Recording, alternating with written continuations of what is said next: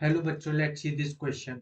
तो इस क्वेश्चन में हमें असर्शन और रीजन दे रखा है। असर्शन हमें दे रखा है separation of isotope is possible because of the difference in electron numbers of isotope. और रीजन हमें दे रखा है isotope of an element can be separated by using a mass spectrometer.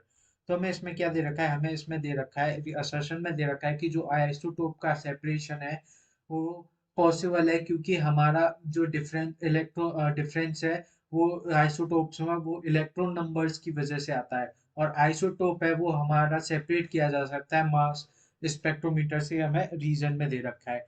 तो हम जानते हैं कि हमारा जो आइसोटोप होता है वो आइसोटोप में जो डिफरेंस आता है वो आइसोटोप में डिफरेंस आता है वो आता है आइसोटोप में डिफरेंस जो आता है वो आता है नंबर ऑफ न्यूट्रॉन्स की वजह से। वो आइसोटोप में जो डिफरेंस आता है वो आता है नंबर ऑफ न्यूट्रॉन्स की वजह से। नंबर ऑफ न्यूट्रॉन्स की वजह से आइसोटोप में हमारा डिफरेंस आता है। तो हमारा जो असर्शन हुआ वो असर्शन हमारा फॉल्स हो जाएगा। असर्शन हमारा फॉल्स हो जाएगा। असर्शन हमारा फॉल्स हो जाएगा क्योंकि इसमें दे रखा है कि डिफरेंस आता है वो इलेक्ट्रॉन की वजह से आता है, लेकिन हमारा जो डिफरेंस आता है वो नंबर ऑफ न्यूट्रॉन्स की वजह से आता है। और हमारा जो रीजन है वो सही है, हमारा रीजन है वो ट्रू है। रीजन जो है हमारा ट्रू है क्योंकि जो हम सेपरेट कर पाते हैं आइसोटोप को, वो हम आइसोटोप को सेपरेट करते हैं मास यूजिंग अ मास स्पेक्ट्रोमीटर।